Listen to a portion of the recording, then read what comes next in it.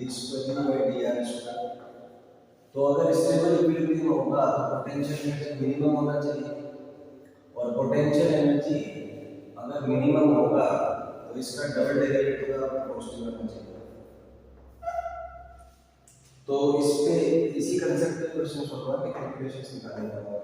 सो सबसे पहले potential energy आपको पता है, यहाँ से आप डी बाई डी आर को जीरो कर लीजिए, वहाँ से इक्वेशन बनेगी, सॉल्व हो गया है।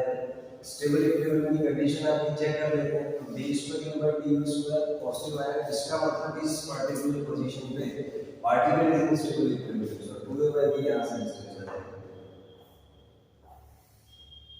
नेक्स्ट एक सॉलिड सिलेंडर है, is rolling on a horizontal surface with velocity v, it collides with the horizontal spring force constant is the maximum compression produced in the spring। Simple सा concept है, अगर rolling का concept use किए तो मान लीजिए कोई स्प्रिंग है और यहाँ से एक सिलेंडर जो है वो मूव करता हुआ आ रहा है और इट इज मूविंग।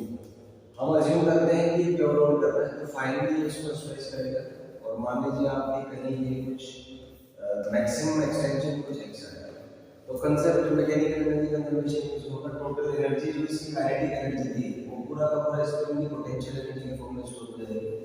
तो हम कह सकते हैं यहाँ पे कि हाफ के h स्क्वायर है पोटेंशियल एनर्जी जो स्प्रिंग में स्टोर होगा, टोटल एनर्जी के इक्वल होगा, यानी कि half mv square 1 plus k square by r square. तो इसी कांसेप्ट पे ये क्वेश्चन सॉल्व होना है, मैं कैलकुलेशंस आपको दिखा देता हूं। तो यहाँ से टोटल एनर्जी कंजर्वेशन से आप सॉल्व कर सकते हैं, ये half mv square plus half i omega square, इसको सॉल्व करेंगे half mv square 2 plus k square by r square आ जाएगा। सो फाइनली कैलकुलेशंस करके आप यहाँ से x का वैल्यू निकालेंगे। Next is two spheres A and B of masses m1 and m2 respectively collides. A is at rest initially and B is moving with the velocity v along x-axis. तो collision का case है, after collision B has a velocity v by 2 in a direction perpendicular to the original direction. The mass moves after collision in the direction. तो ये simply conservation of momentum का case है। तो मान लीजिए ये कुछ केस है जहाँ पे इसका डायग्राम दिया हुआ है। तो first of all conservation of linear momentum लगाएंगे अलॉन्ग एक्स एक्सिस।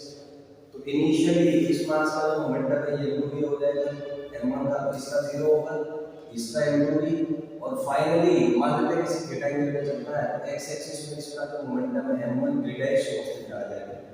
तो conservation of momentum along X axis से मेरा इक्वेशन हो जाएगा ये वाला। तो यहाँ से मेरा cos थीटा निकल